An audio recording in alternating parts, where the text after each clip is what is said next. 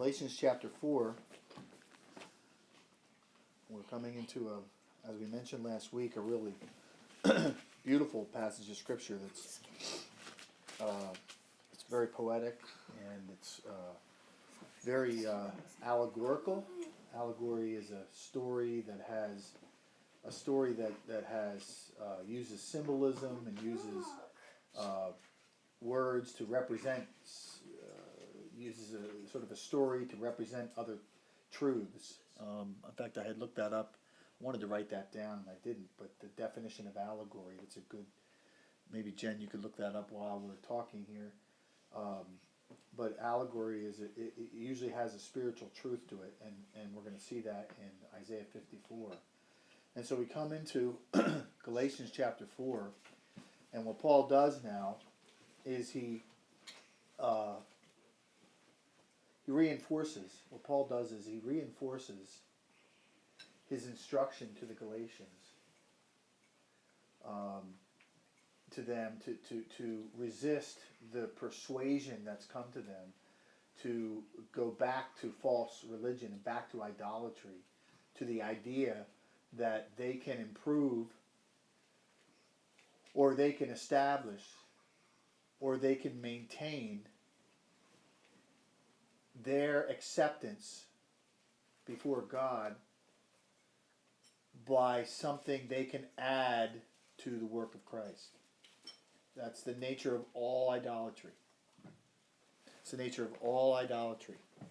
It's the idea that you can establish, or you can improve, or you can maintain your acceptance by God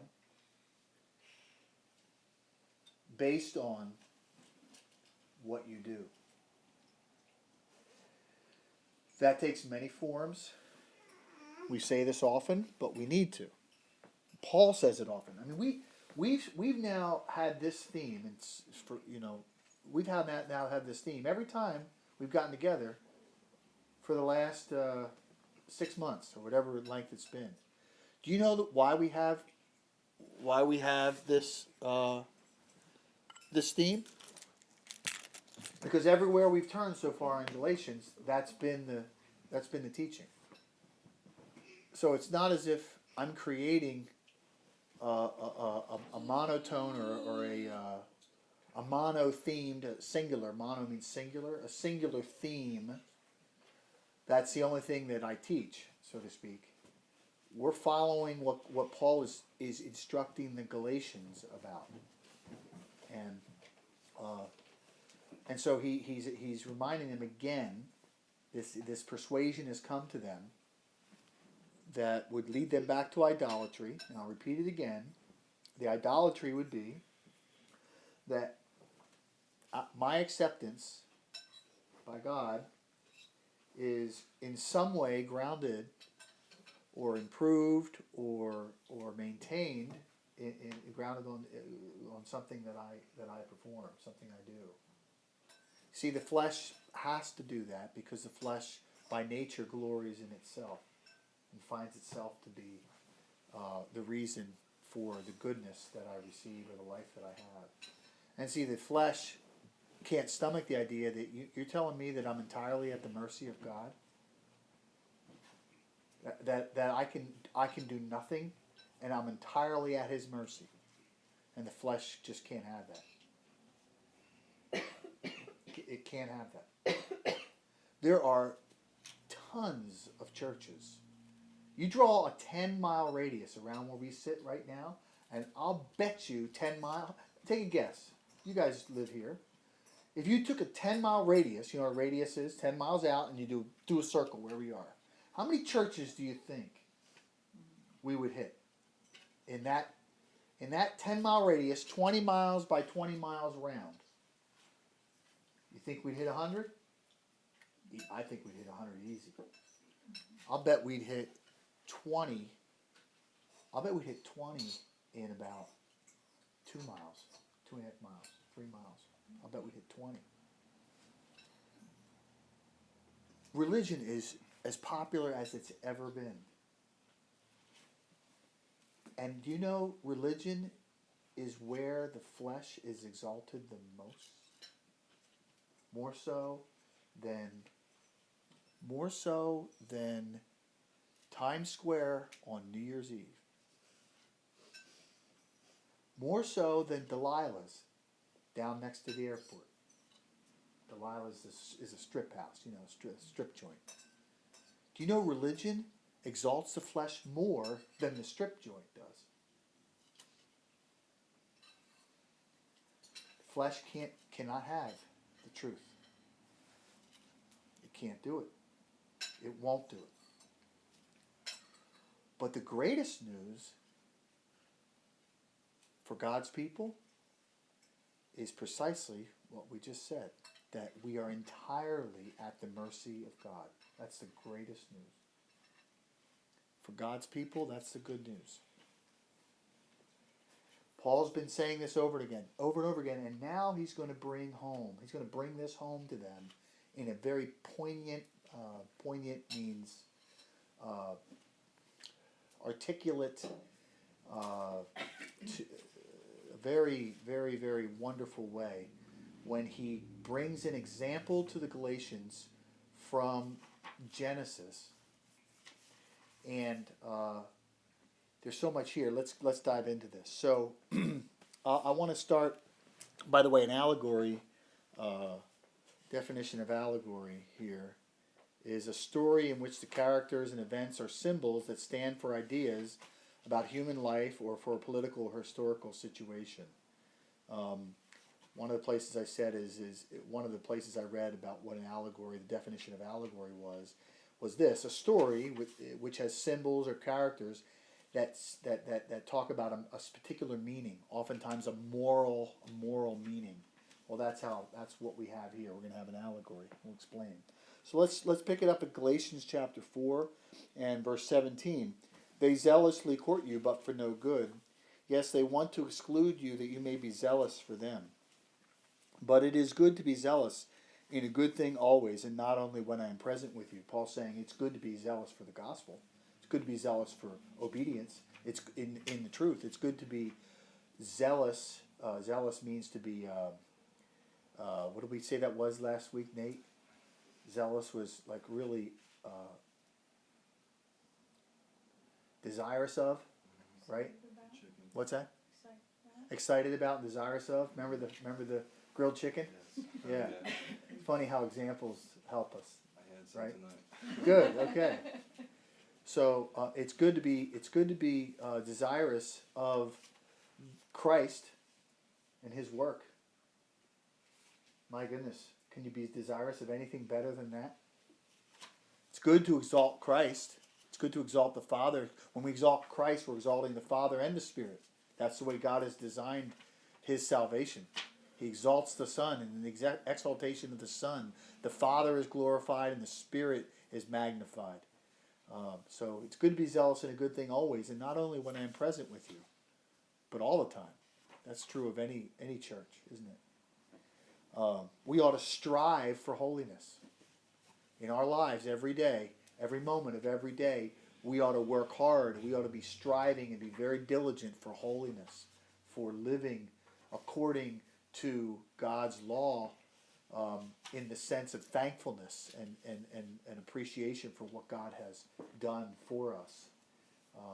That's what God produces in His people. So it's good to be zealous in a good thing always, and not only when I'm present with you. And by the way, I don't just mean actions. When Paul says this, he means doctrine and actions. He means teaching. Be zealous for good teaching, good instruction, good doctrine, for the gospel message, and be zealous for that which accords with godliness, which is the actions that are in accord, in agreement with that. So it's good to be zealous in a good thing always, and not only when I am present with you. My little children, for whom I labor in birth again until Christ is formed in you. Notice he says birth again just before he goes into this allegory, this account of the two sons. I don't mean to say, by the way, I don't mean to say this allegory means that this isn't true. This is what happens. But rather, this account of these two boys and their moms and so forth is what happened, and it's symbolic of the truth. It represents the truth. Okay, labor and birth again until Christ is formed in you. I would like to be present with you now, meaning physically present with you now. I'd like to be in your presence physically, and I'd like to change my tone. I'd like my tone to be more encouraging rather than more rebuking. But he says, I'd like to change my tone, for I have doubts about you. Some of them he's saying, you keep going this way, and Christ will profit you nothing, he says later. So he says, I have doubts about you. Now some of them, he says, I have confidence in you, in the Lord, that you will have no other mind. See? He says, on the one hand, later, if you become circumcised, Christ will profit you nothing. But he also says, I have confidence in you, in the Lord, that you will have no other mind. But he who troubles you shall bear his judgment, whoever he is. So these are two different statements he says later in chapter 5. So what Paul is acknowledging is, in the church, some are going to, he's certain that some are going to hear his rebuke, and some may not. We could look at the parable of the wheat and the tares in the church. I think that's, I want to say Matthew 10, right around Matthew 10. That when the end comes, and the Lord gathers in his harvest, he says in the church, and he actually, from within the church, he separates the wheat and the tares. It's a very sobering thought, but it's one that the scriptures teach, and we need to teach that. Okay, I have doubts about you. Tell me, you who desire to be under the law, do you not hear the law? For it is written that Abraham had 2 sons, the one by a bondwoman, the other by a free woman. But he who was of the bondwoman, he who was born of the bondwoman, was born according to the flesh.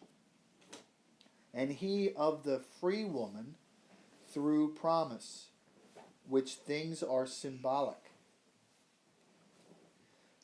For these are the 2 covenants, the one from Mount Sinai, which gives birth to bondage, which is Hagar. I'm going to read through this, then we'll start to unpack it. For this Hagar is Mount Sinai in Arabia and corresponds to Jerusalem, which now is, and is in bondage with her children. But the Jerusalem above is free, which is the mother of us all. For it is written, Rejoice, O barren, you who do not bear. Break forth and shout, you who are not in labor. For the desolate has many more children than she who has a husband. Now, we, brethren, as Isaac was, are children of promise.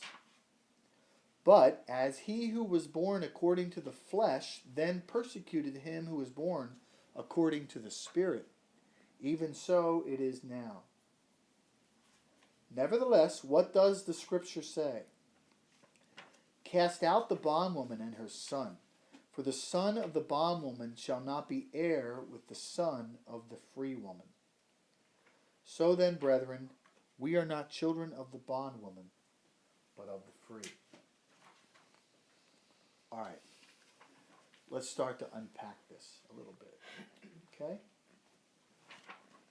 Let's just talk about the account.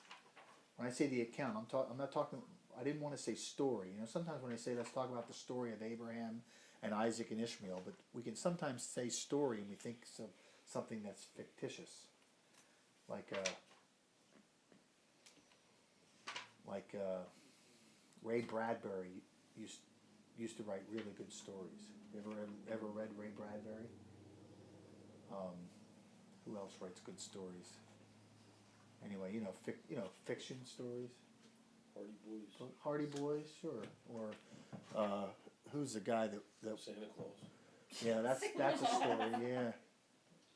Who's the guy that Louis L'Amour? Louis L'Amour writes great stories. Western stories, but they're based upon a lot of true places and historical facts, but they're still a made up story.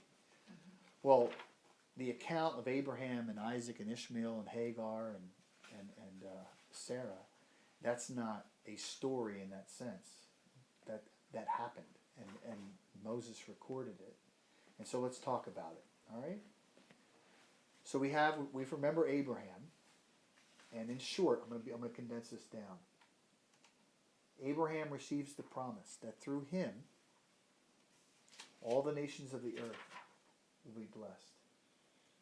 Through him, the Messiah will come. He believes this message. He's called out from the idolaters. He believes the truth that he needs a righteousness and he needs a Savior that he can't produce. He's called out, so he knows that through him, the promise of God is going to come physically in his seed. That's what he's promised. In his descendants, his seed. So he knows he's going to have children. But he marries Sarah. Sarah is barren. She can't have children. Okay? So, Sarah knows about this promise. Abraham knows about this promise. So they figure they're going to kind of help the situation along a little bit.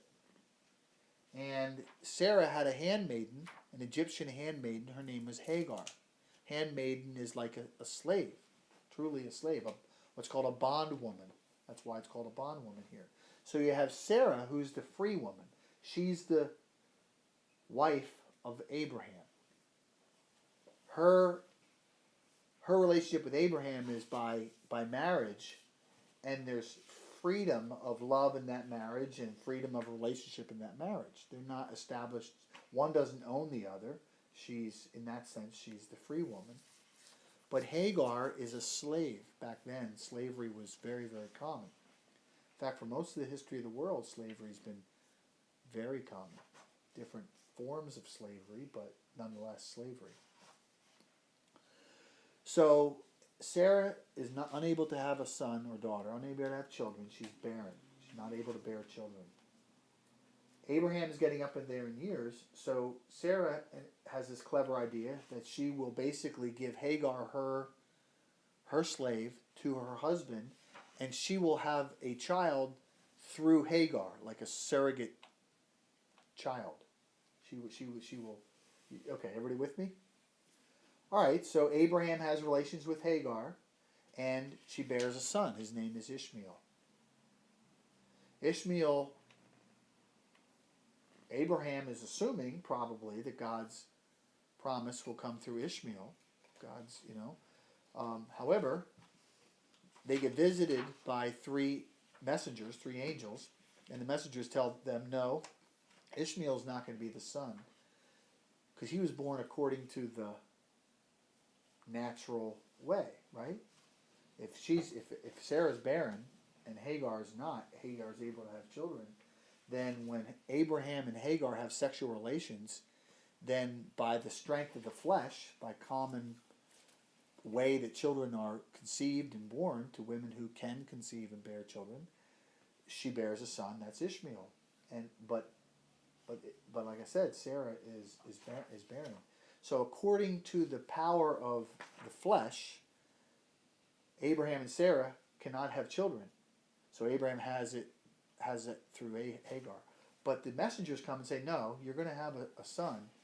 Next time we return, this time next year when we return, you will have a son. And so what happens is God opens up Sarah's womb and enables her, it says by faith actually, in Hebrews 11, it says by faith, by faith, Sarah, here, turn to Hebrews 11. Receive strength to conceive seed. Look at verse 11 of Hebrews 11. Amazing statement here, but worth briefly looking at. By faith, verse 11 of Hebrews 11, by faith Sarah herself also received strength to conceive seed. And she bore a child when she was past the age, because she judged him faithful who had promised. Now, even though she laughed, characteristic of her life was she was given faith. She believed that God was going to enable her. She couldn't do anything. She could clench her, squint her face like this, and she could clench her teeth, and she could try to have a child, but there was nothing that she was going to do to have a child.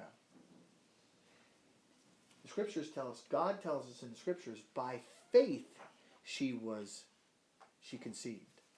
That means by the power given to her in faith, she received strength to conceive seed, and she bore a child when she was past the age. So she was an old woman, some 80-some years old, and she conceived and bore a son.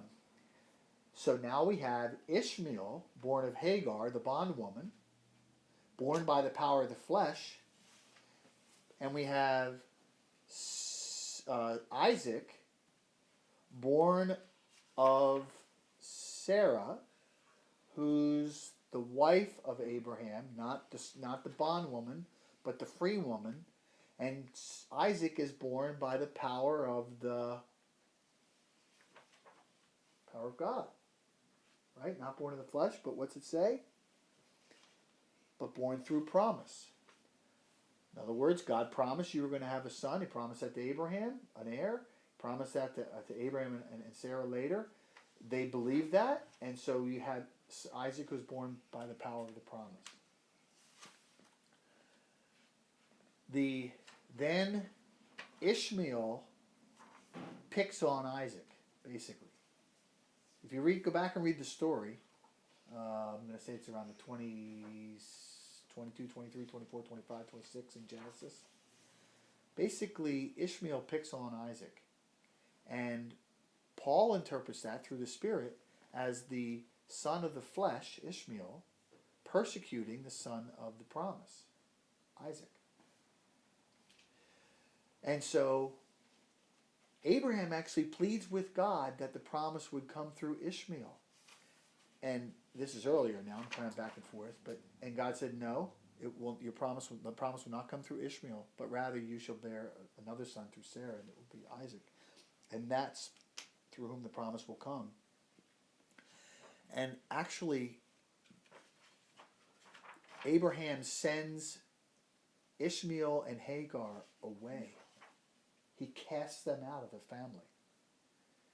Now God makes of Ishmael a great nation, and that's a whole nother topic. Okay? So that's the account of what happened in a nutshell. Now let's look at this. Let's look at this section.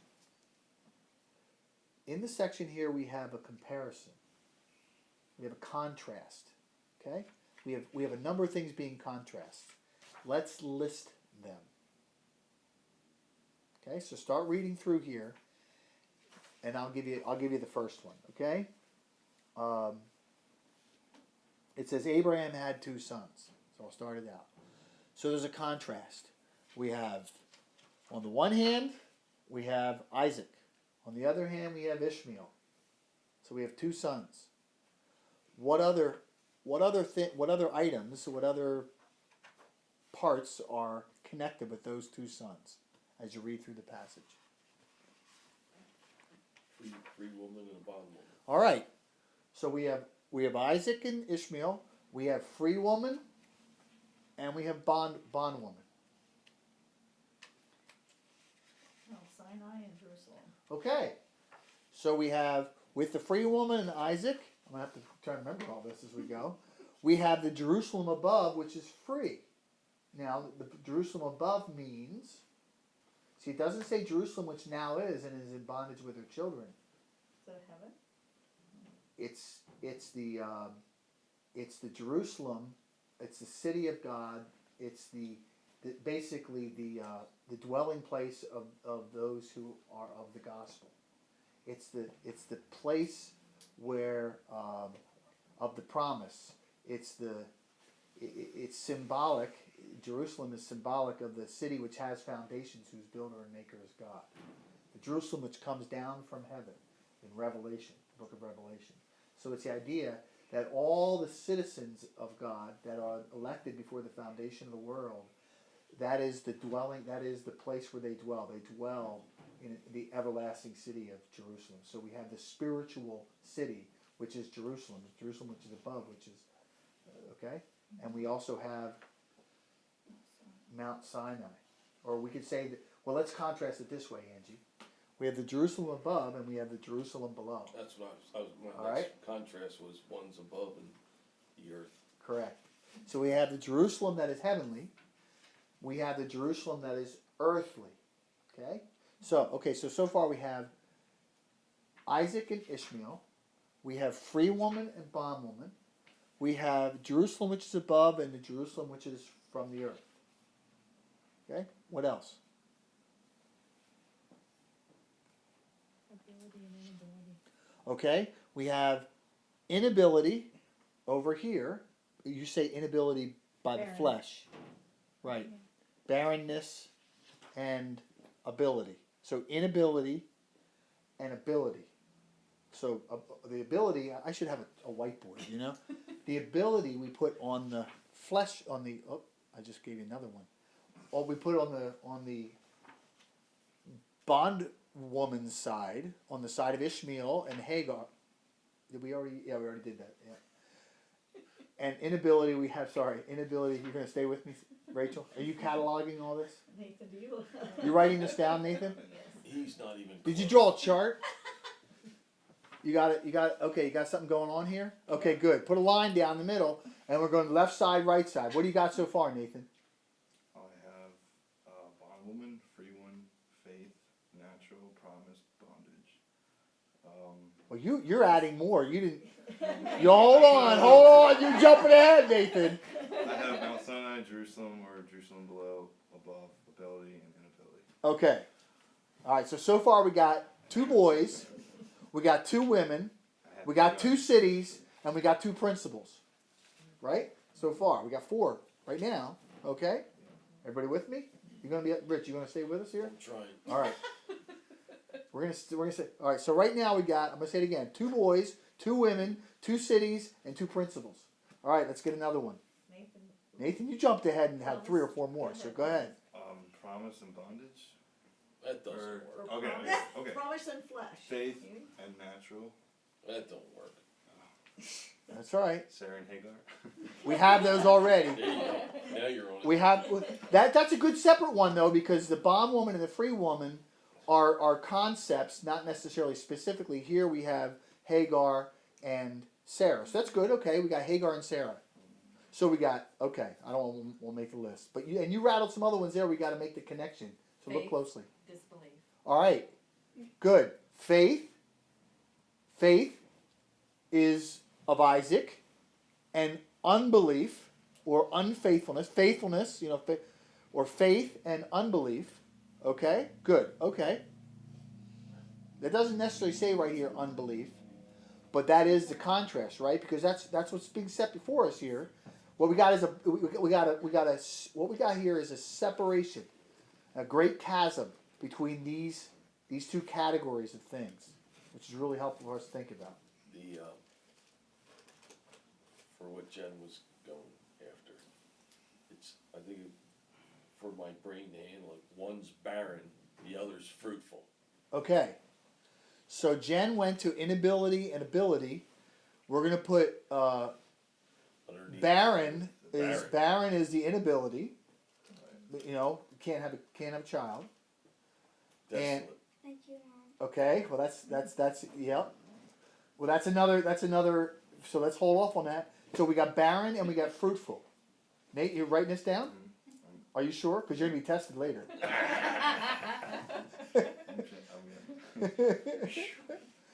You got that one? Barren and fruitful. Barren and fruitful.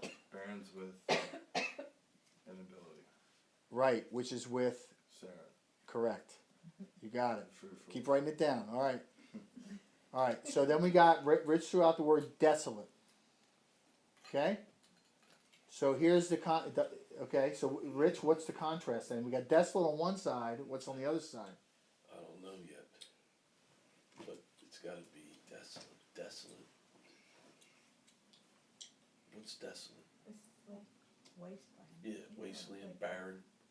It's Okay. desolate, but fruitful and Desolate has the idea of plentiful. desolate has the idea of uninhabited. Okay, yeah, When you think of a Like- desolate wilderness, there's no one there. and I'm thinking of the Tigris and the Nile over there, things flourished. Okay, so you're thinking of Desolate. Yeah, yeah. And what? land flowing with milk and honey. You got it. Where does that, All right, well, what's that let's called? blessedness, The land produces Fruitful, yeah. fruit. fruitful. Or Well, but we have fruitful I know. already, don't we? So desolate. desolate. Let's just put inhabited because we're really talking about people. All right. So we'll put desolate on the side of, actually on the side of Sarah, There's nobody there. and inhabited on the side of Hagar until that actually will get flipped around. Yeah. But let's leave it there for now. Okay. Did you get that down, Nate? Mhm. All right. What else we got here? You want another one? Promise and flesh, did we do that? We I don't think we got promise. Did we You did wrote we put? promise. I wrote You wrote promise. So what's going to be? I would say flesh. Yeah. Promise and flesh. Yeah, that's what I All right. You got that? You got that contrasted like that? Mhm. Who's the promise with? Sarah. Sarah. Okay. Flesh is with Hagar. Flesh is with Ishmael. All right. Good. There's more. Work and rest, labor and rest. Oh, we see labor. Okay, you who are not in labor. So you who are in rest. So the opposite of labor is rest. So where does labor fall here? On Sarah or Hagar? Well, labor giving birth? Or what are you saying? Well, break forth and shout, you who are not in labor. So that's giving birth. That's giving birth. So that would be. Wait a second. Think of Not it as in works labor, and so that's Sarah. working and resting. You're not in labor. She was not in labor, so that's Sarah. Hagar was in labor. Correct. Naturally speaking, and by the strength of the flesh. So labor goes with Hagar, and rest goes with Sarah. Got it? Okay. What else we got? Mother and slave. Okay. We kind of had that. We had free woman and bondwoman. They both are mothers, I think. But the good thinking. But that I would. I I'll leave got that up. Oh, Rich's got another one. husband, no husband. There you go. All right. Who's the no husband? Hagar. Well, read the passage though. For the desolate has many more children than she who has a husband. I'd have to go back to Sarah then. The husband would That be don't Hagar, fit. The husband would be Hagar. right, and Right. But what Yeah. he's saying in the passage, and she who has his a husband, which is Hagar. that's Sarah. No, Yeah, Sarah has a husband. listen, for the desolate, that's Sarah, I follow has you. many more children than she who has a husband. So what's being- A natural one. Right, a natural husband. Right. So in this case, we'll put husband on Hagar's side, and we're going to put Natural no husband. husband on Spiritual. Sarah's side. Spiritual And- husband. It's talking about the That's flesh, flips. in the flesh, but it gets flipped. All right. But anyway, let's. It actually is flipped because Sarah's the one who has a husband, but because she can't naturally have children, That's why it says Abraham is marries dead. basically the way the scriptures understand marriage. By the way, is when there's sex, there's marriage. Yeah, that's right. Biblically speaking, when there's sex, there's marriage. That's the way. So that should teach us very much about how we should understand sexual relations, abstinence, sexual relations. But in this case, we're going to put husband on the Hagar side because she's able to produce children naturally, and Sarah's not, which is in that sense she doesn't have a husband that can give her a child. So okay, what else we got? Got some others. Spirit.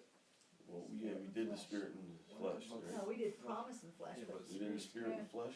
29 is. I don't have spirit. spirit down. Yeah, promise and flesh is good. Spirit and flesh is better. We should need to come up with another thing other than promise. What's the opposite of promise? Works. Lie. Works, we have works and rest. Yeah. Lie, promise, and not promised. Let's just put promise and not promised. All right? That's more direct. And then we've got spirit and flesh is better than having promise and flesh. So that's good because spirit's mentioned. So we have spirit on which side, Nate? Sarah. And we have flesh on Hagar's side. We have promise on Sarah's side. And we have flesh on Hagar's side. Okay. There's at least one more I can think of, but I'm not. Look at this real closely. It's kind of. Slave and free. We have the that. next one- I think we have that. Do we have slave and free? Bondwoman, free woman. Yeah, but the next one would be, Yes. the next one's, Heir. it's gonna be, yeah, accepted and rejected. Okay. Accepted, rejected. Accepted is on which side, Nate? Yep. Accepted, rejected. Cast out, that's the idea. Okay. Heir. Heir. Heir and No, that's, you're either a child or a slave. okay. That's the next one would be, well, that would go with heir. If Yeah. you're a child, you're an heir. Yeah. If you're not a child. So yeah. So let's say heir. Let's keep the one heir, and I would say not an heir. I think heir and not heir is which side, Nate? Sarah's side. Good. I Just just start about calling you covered Jacob because you're getting off easy here. It's your pre-college exam is what this is. All right. We still have one. You go back up. We missed one. We hit it, but I want to hit it. We hit it, but we didn't really get it. The ability one? No. Go back to the cities. We talked about Jerusalem above and the earthly Jerusalem, but there's something we missed. There's something connected with the Jerusalem which now is. Covenant? No. Mount Sinai? There we go. We didn't hit the mounts. Mount Sinai. We didn't put that in there. So Mount Sinai represents Mount what? Sinai and Mount Zion. Right. Jerusalem now, right? Right. Mount Sinai, I would put Mount Sinai on one side, Nate, and Mount Zion on the other side. Mount Zion isn't mentioned here, but it's the same idea as Jerusalem above. So I know the opposite of promise now. The opposite of promise is law. See, what's contrast here is Works. promise and law. So make the opposite of promise law, because law is Mount Sinai, right? Okay. All right, and we got Mount Sinai and we got Mount Zion, right? Okay. That's something. Now just so you know, Mount Sinai was the place where the law was given, right? But Mount Zion is the place where the promise was given, because Mount Zion is where Abraham took his son Isaac to sacrifice, and the Lord said, what did the Lord say to Abraham and Isaac? I will provide. I will provide. I will provide the sacrifice. At Mount Sinai, the Lord provides the sacrifice. At Mount Zion, the Lord provides the sacrifice. That's the place where Jesus Christ is ultimately crucified. At Mount Sinai, no effective sacrifice was given, that was provided there. Only judgment of the flesh, and only symbols of the sacrifice that would be accepted on another mountain. There was no sacrifice that was accepted at Mount Sinai. There was only judgment. Moses was so terrified. He was so trembling. He said, I am exceedingly trembled and terrified. Exceedingly afraid, he says. Moses says this. All right? All right. Any more?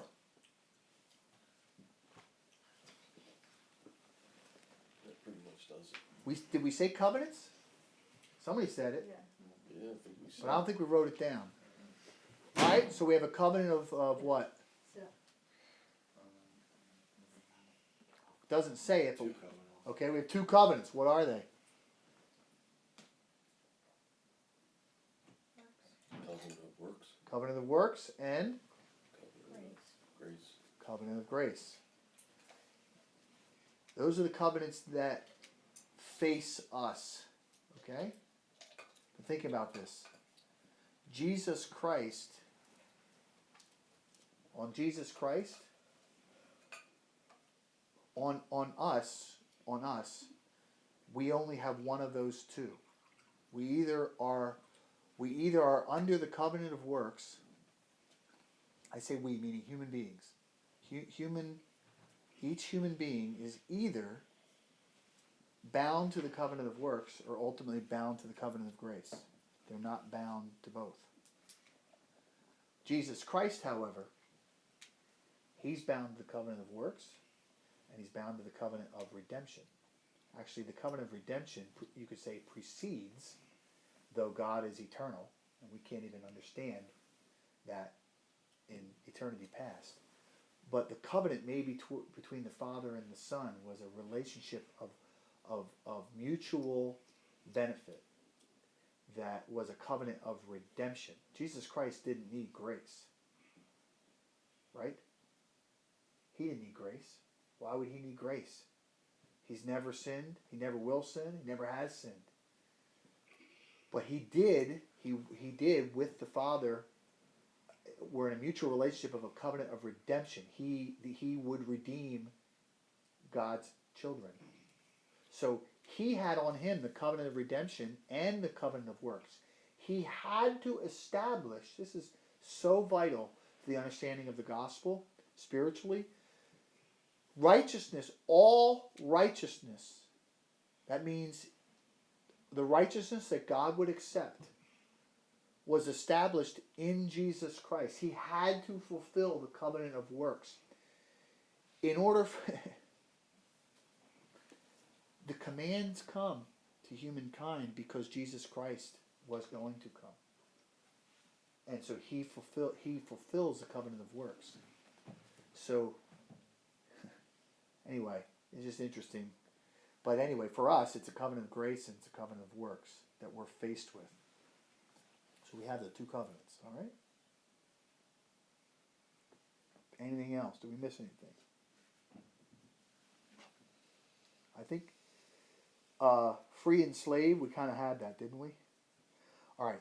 So Nate, you want to read that list down for us? Sure. Why don't you go in contrast? Let's make sure you're the first one was the two boys. We have Isaac and we have Ishmael. So let's go Isaac first and Ishmael, and then all the parts that coincide with Isaac, contrast with all, as you list them.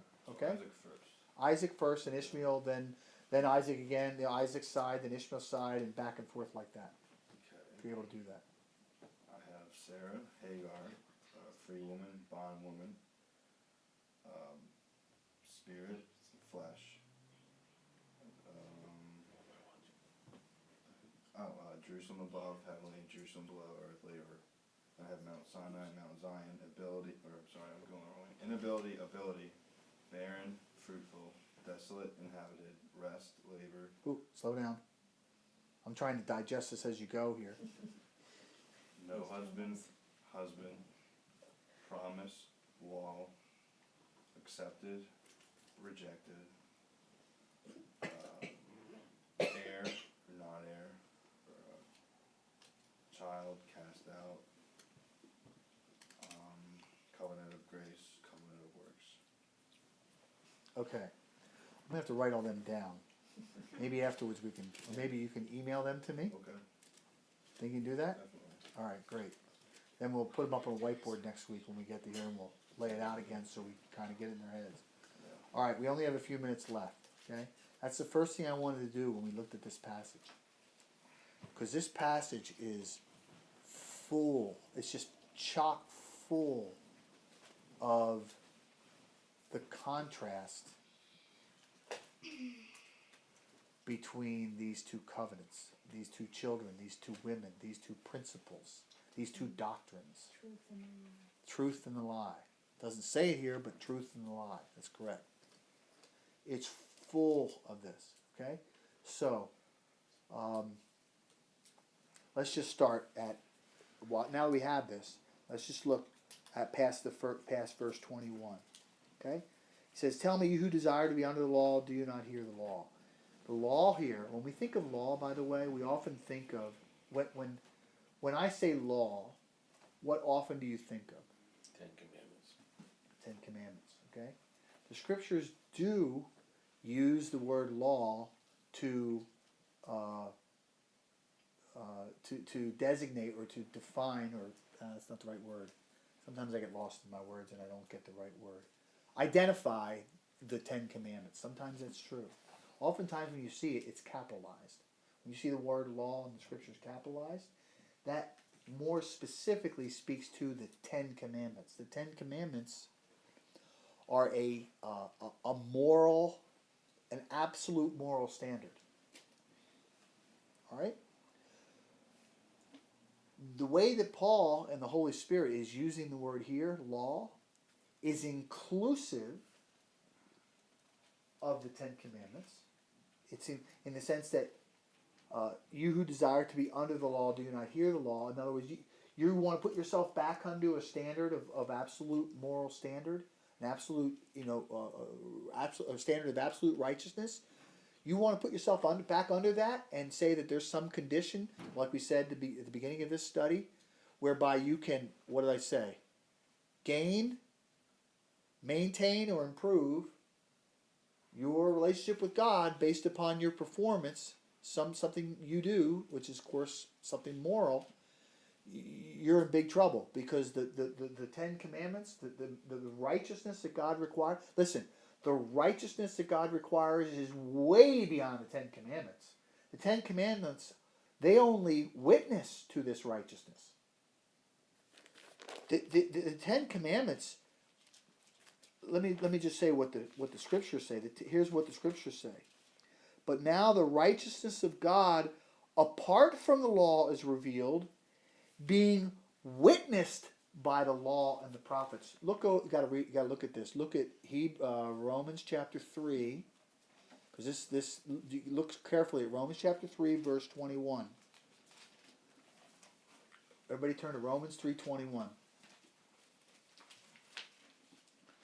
Look at those words. But now the righteousness of God apart from the law, small l, he means apart from the books of Moses, the 5 books of Moses, is revealed. A righteousness apart from what is entirely represented there is revealed. Okay? And it's in a sense entirely represented there. But look what he says. Being witnessed by the law. See the big L? By the law and the prophets. Being witnessed by the absolute moral standard of the 10 Commandments. But he's saying, even the righteousness of God through faith. He's saying actually the righteousness of God, in a sense, you can't go beyond perfect, can you? Morally. But what God requires is perfection morally and perfection in every way. Ability, perfect conformity to all that he demands. Behavior, thoughts, words, following the ceremonies, sacrifices, following the feasts perfectly, following everything prescribed in the 5 books of Moses, what is typically called the law, small l.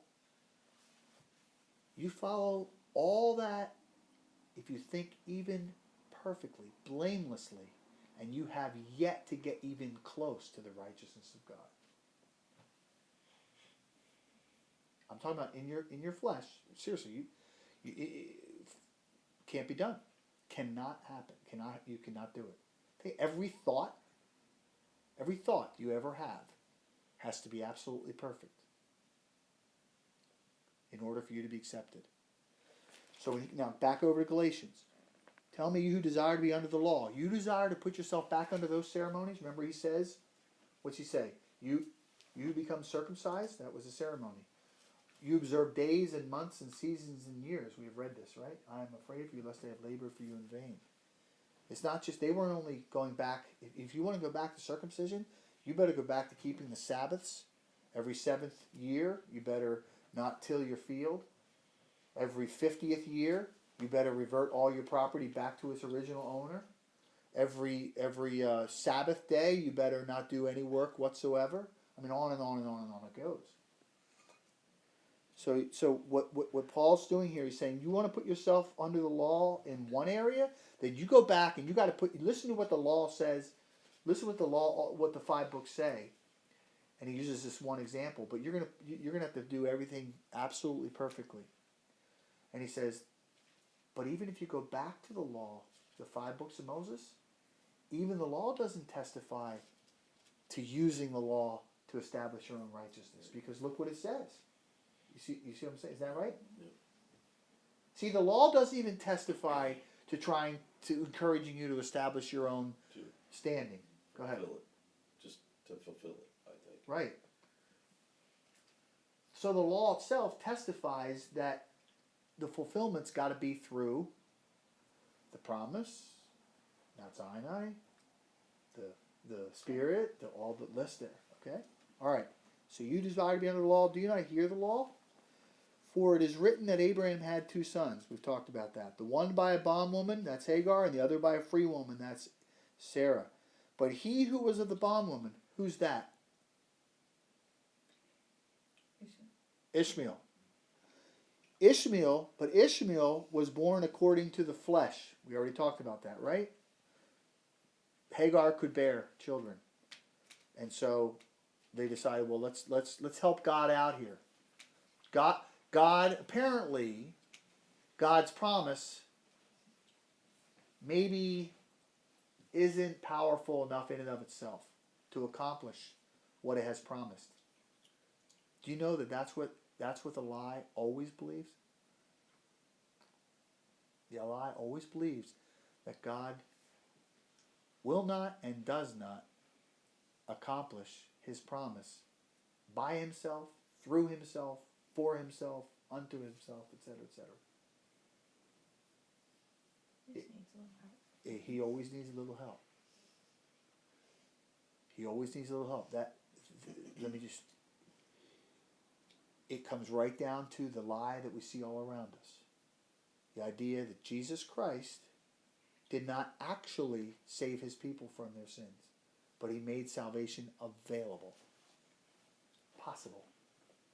And what makes the difference is my faith. That's just one little example. Always something in me that makes the difference. Somehow God needs help. Now people don't think this way. Even people in the lie, what we call Arminianism, but really isn't Arminianism. Calvinism, for the most part, is just as much of the lie as Arminianism. Those are just systems of doctrine, but both of them ultimately, I say both of them, I don't want to disparage. Calvinism in truth is the truth, but the way it's used by most is that somehow they use the truth to seek to establish their own righteousness. That's how perverted we are as human beings. I'm losing my train of thought. Somehow the promise is not sufficient. Here's the point. When God makes a promise, it's already done. It's already done. The promise is already, it's already accomplished. Because otherwise, if God promises something, what, does he rely on someone else to bring to make that happen? No. Okay? All right.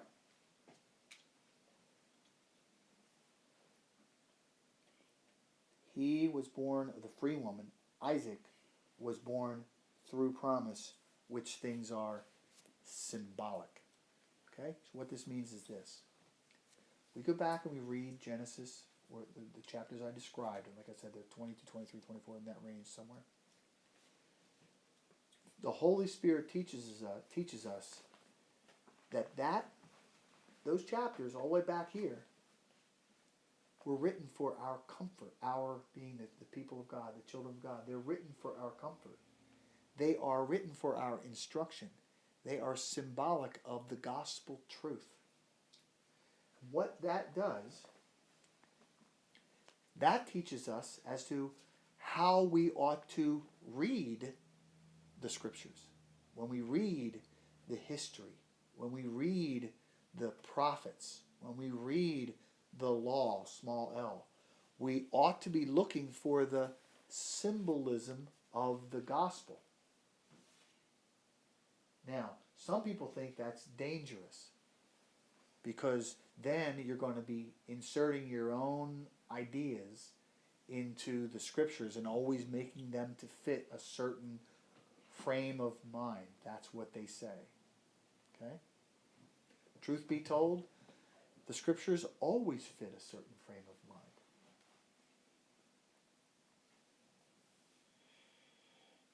They always fit a certain frame of mind. That frame of mind is either of the flesh or that frame of mind is of the spirit. That frame of mind is either of unbelief or that frame of mind is either of belief. In other words, they're giving us, and we need to be careful, but when you read the historical accounts and when you read particularly the prophets, because we're gonna watch here next time, we're going to see where Paul goes here in Isaiah 54. But Paul is specifically reading into Isaiah 54 Genesis 22, 23, 24, and 25. That's not a small point. It seems obvious, but it gets missed by people. And so we ought to see the gospel truth preached, and we do see it preached throughout the scriptures, not just in the New Testament, not just in the prophets, not just in the law, the Ten Commandments, not just in the law, the 5 books of Moses, but in Judges, in Joshua, in 1st, 2nd Samuel, 1st, 2nd Kings, 1st, 2nd Chronicles, Ezra, Nehemiah, Esther. Every book throughout the scriptures in Revelation, all of them are, when Revelation uses, for example, has symbolic language, it's about the gospel. It's about those things that Nate wrote down. And that's what the eyes of faith sees. Because the scripture specifically, and we'll close here, and I got to find this, but I think it's in 1 Corinthians chapter 10. Paul writes to the Corinthians, and he says, maybe someone can help me out here. Maybe it isn't 1 Corinthians 10. Where does it say the scriptures were written for our comfort? For our instruction and comfort. It's not, I don't think it is. It's not in 10? I don't, look in that 1 Corinthians 10.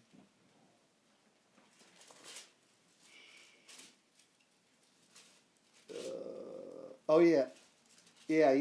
Well, that's partly 1 Corinthians 10 verse 6. Now these things became our examples to the intent that we should not lust after evil things as they also lusted. That's the same idea. Right? Because these physical things are examples of a spiritual reality. But there's another place, and It says these things are written for us. For our admonition? Yeah. Where is that? 1 Corinthians 10:11. There it is. Yeah, there we go. Now all these things, that's one place, there's another place, this isn't the one, but now all these things, 1 Corinthians 10:11, all these things happen to them as examples. That's these physical things happen to that nation of Israel. Think about this. God used that nation to teach his elect. Is that not that's an amazing concept, reality, truth. They were written for our examples, Paul says. These are real people with real children, grandmothers and grandfathers. And God raised them up as examples for the church. Real lives. Real lives. People with real souls. Say, well, that's not fair. What are you going to say to God? You're going to say that's not fair? You're going to say the creator of heaven and earth? You're going to say the one who spoke something into existence that was not? You're going to say that's not fair? These things were used for our examples, that they were written for our admonition. He's saying this right here is written for the church's instruction and admonition and examples that we should not lust after evil things. Spiritually, in our mind, in our thoughts, in our doctrine, in our words, in our actions, in the intents of our heart, in the imagination of our minds, we should not lust after evil things. Romans 15:4. What's that say? For whatever things were written before were written for our learning, that we, through the patience and comfort of the Scriptures, might have hope. Thank you. I knew there was another place, boy, I blew it. Was that Romans the one you 15:4, that's the one I was thinking of. But 1 Corinthians 10 is good too.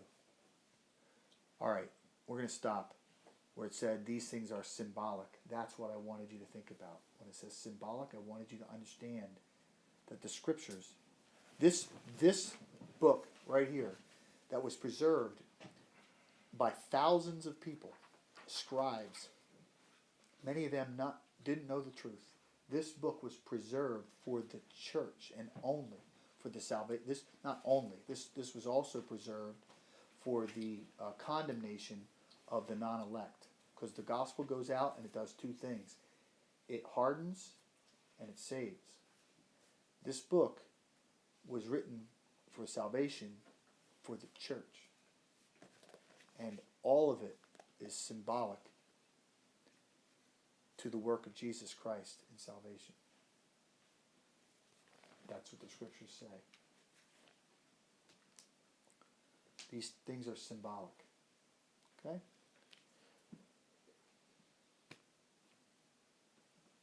Additions? I know we kind of roll along there. Rich, you have thoughts? Too many. Yeah. I'm just gonna shut up. All right, we'll pick it up here next time.